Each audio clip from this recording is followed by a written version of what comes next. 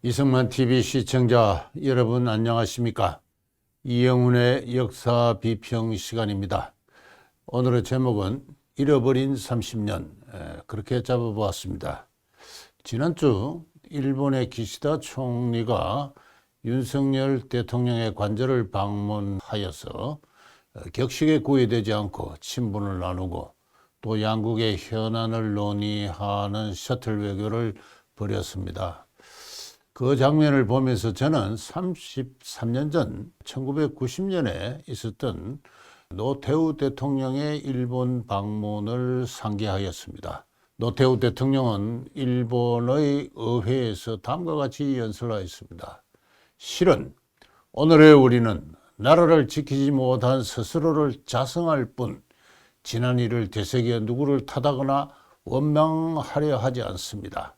다음 세기에 동경을 출발한 일본의 젊은이들이 현해탄의 해저 터널을 가로질러 서울의 친구들과 함께 어울려 북경과 모스크바로 파리와 런던으로 대륙을 잇고 세계를 하나로 만드는 우정어린 동반여행을 하는 시대를 우리가 만들어 갑시다.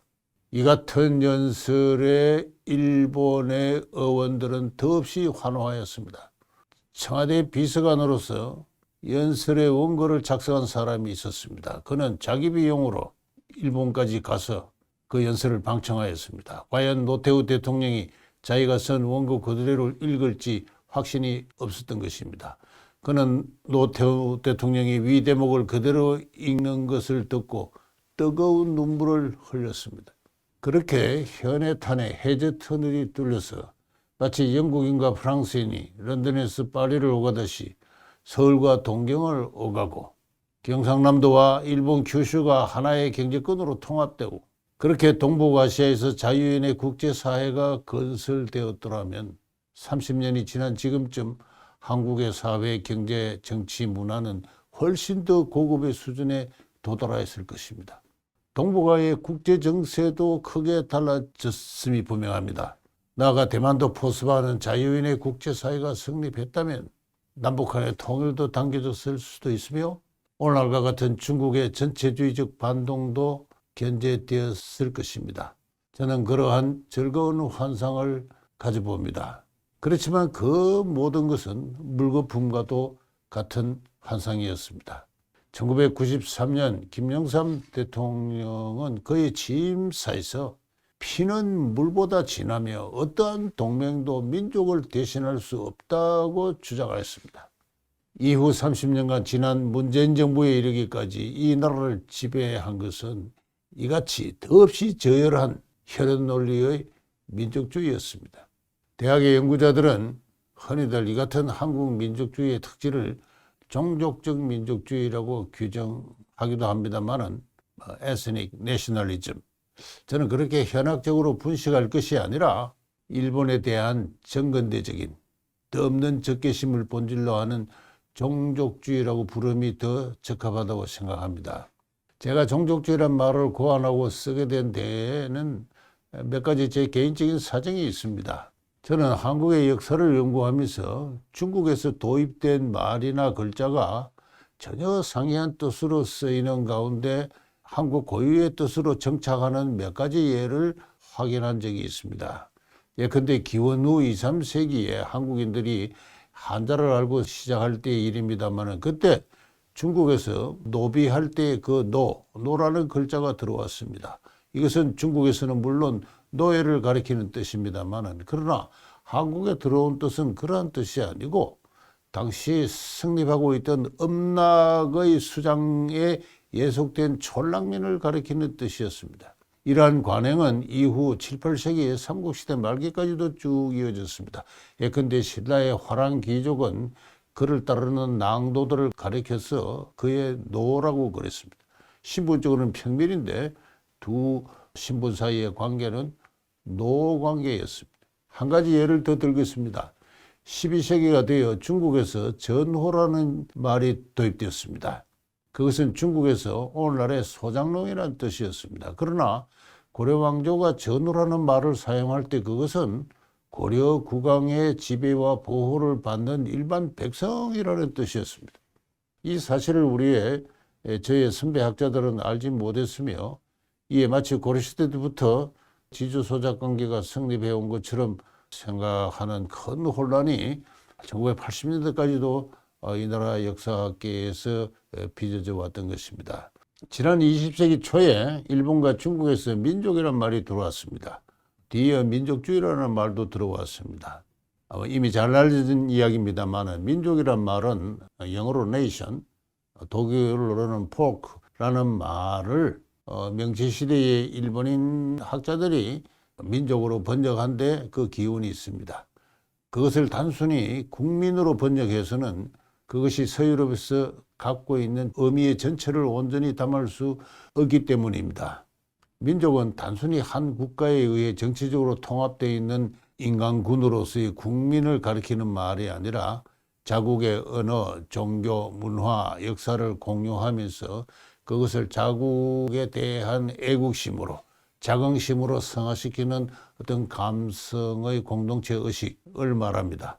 중세시대에는 그러한 감성 공동체로서 민족은 없었습니다. 16세기 이래 근대의 성립과 함께 교회가 지배한 중세 보편주의를 극복하고 각 지역에서 근대 국민국가가 성립할 때 민족이라는 그 새로운 공동체가 함께 성장하고 해온 것으로 지적되고 있습니다. 그런 점에서 민족은 서유럽에서 근대 국민국가와 함께 생겨난 상상의 공동체다. 보통 그렇게 이야기되기도 합니다.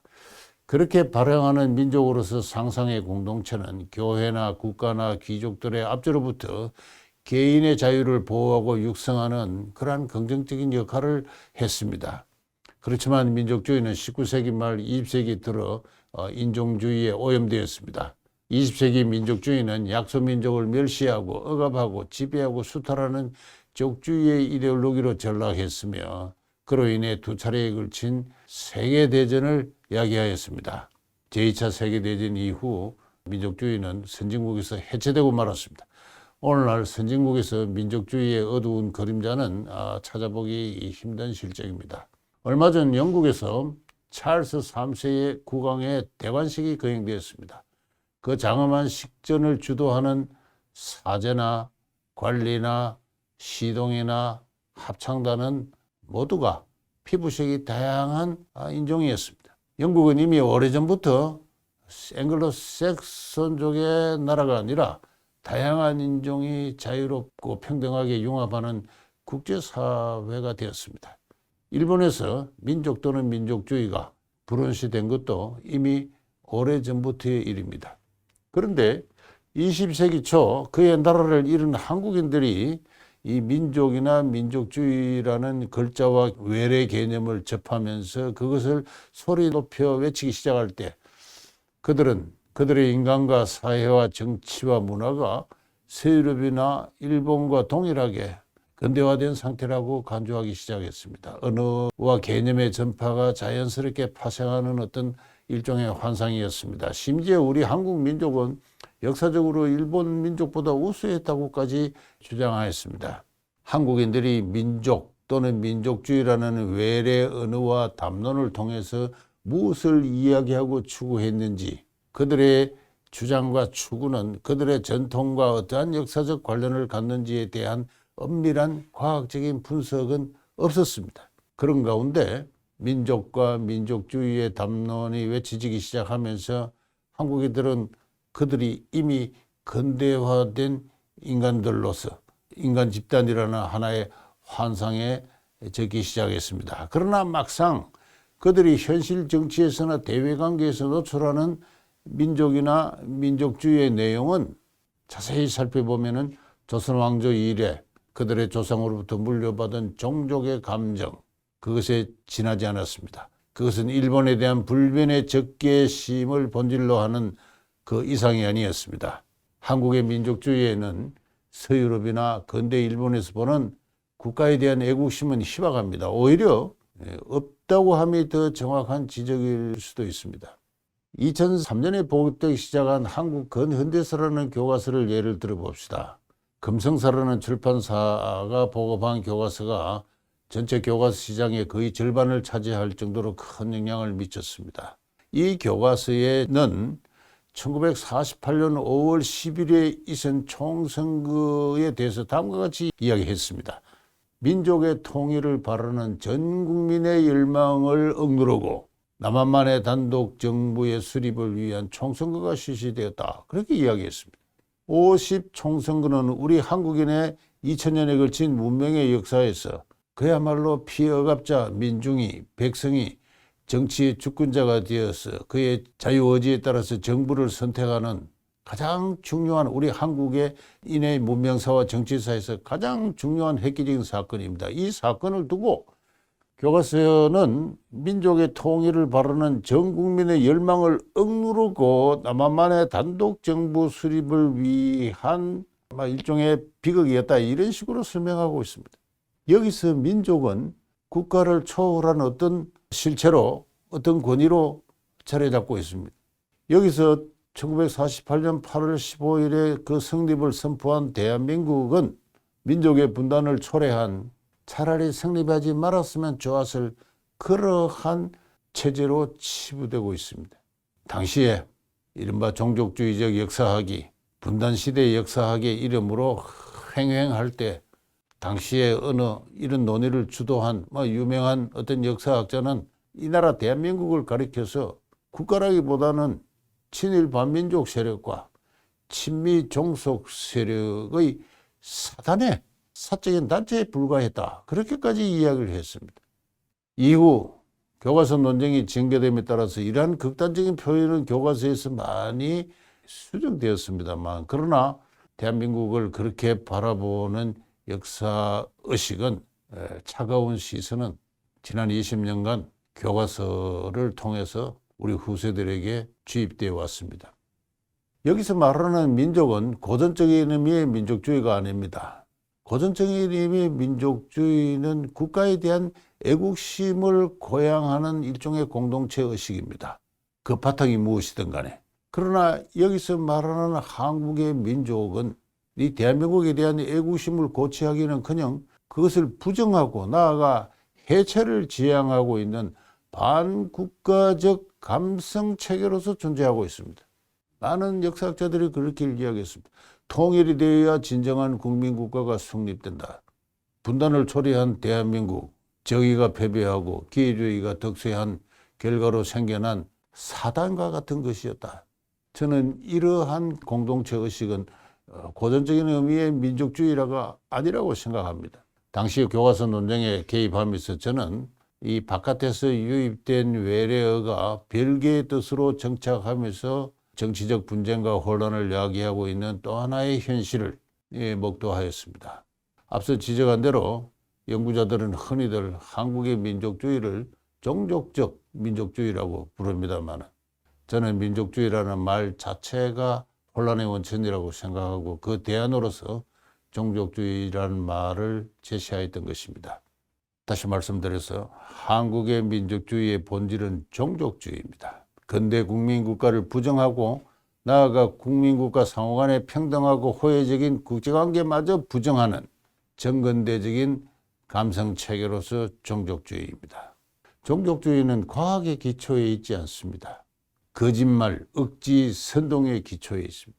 자유롭고 독립적인 개인, 그리고 그들 간의 호혜에 기초한, 신뢰에 기초한, 협동에 기초한 사회와 국가의 건립은 한 인간이 고대적인 상징이나 중세적인 모형으로부터 해방되는 과정을 전제합니다. 그것은 장기간의 매우 의지적인 어떤 훈련을 과정을 통해서 이룩될 바 특정한 문명의 수준입니다. 그러나 한국 지난 20세기 역사에 있어서 그러한 의지적인 계몽의 과정은, 교육의 과정은 있지 않았습니다. 김영삼 정부 이래 종족주의에 불을 지핀 것은 다 잘 아시는 대로 1991년에 터진 일본군 위안부 문제, 그리고 약간 뒤늦게 제기된 징용공 문제, 그리고 독도 문제입니다. 저는 이승만 TV를 통해 또 반일 종족주의와 반일 종족주의의 투쟁이라는 두 책의 출간을 통해서 이 한국의 종족주의의 상징이 되고 있는, 토템이 되고 있는 이 세 가지가 하나의 커다란 허구임을 의도적으로 만들어진 거짓말임을 논정하고 주장했습니다. 그에 대해서 분노에 찬 반론이 있었습니다만은 대개 전곡을 벗어난 변죽을 울리는 주변적인 것에 불과했습니다.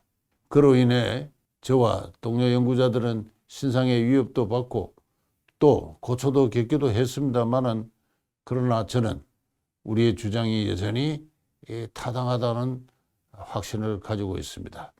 과학이야말로 온갖 중세적 상징과 고대적 모형으로부터 해방된 자유로운 이성의 과학이야말로, 다시 말해서 사실이야말로 우리가 누리는 자유와 평화와 정의의 기초가 됩니다. 사실이 공공연하게 무시되고 거짓말과 속임수가 억지가 횡행하며 결국 그것들은 우리의 이성을 마비시키고 우리의 감성을 지배하는 마상적인 폭력이 되어 우리를 짓누르게 됩니다. 지난 30년의 역사가 그러하였습니다. 그 사이에 종족주의적 교육을 받은 세대가 국가와 사회의 중심 계층으로 성장하였습니다. 이미 그들은 무너지지 않는 강고한 정치적 연대를 형성하였습니다. 윤석열 대통령의 대일본 외교를 두고 야당은 지속해서 굴욕 외교라고 비난하고 있습니다. 이재명 야당 대표는 외신 기자들과의 토론에서 그렇다면 당신의 대안은 무엇인가? 굴욕 외교라고 비판하고 있는 당신의 대일본 외교의 대안은 무엇인가라는 질문을 받았습니다. 그때 그는 대안은 없다. 징용공 문제, 위안부 문제에 대안은 없다. 대안이 있으면 이렇게 오랫동안 분쟁이 계속되었는가? 그렇게 대답했습니다.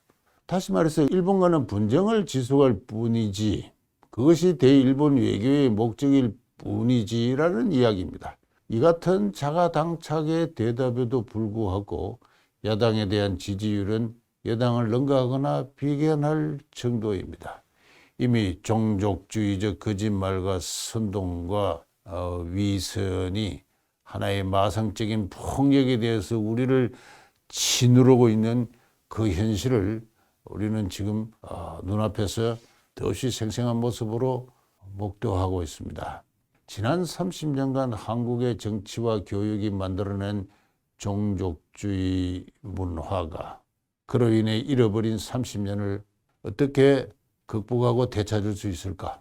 30년 전에 노태우 대통령이 공공연하게 울렸던 그 희망찬 동북아시아의 미래, 자유인의 국제사회를 우리가 과연 건설해 갈 수 있을까? 그런 방향으로 우리 힘으로 남북 간의 통일도 이루어낼 수 있을까?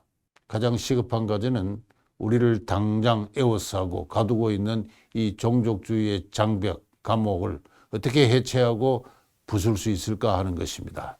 지난주 윤석열 대통령과 기시다 총리의 셔틀 외교는 우리 한국인들에게 그러한 물음을 제기했다고 저는 생각하고 있습니다. 이상 역사비평을 마치겠습니다. 경청해 주셔서 대단히 감사합니다.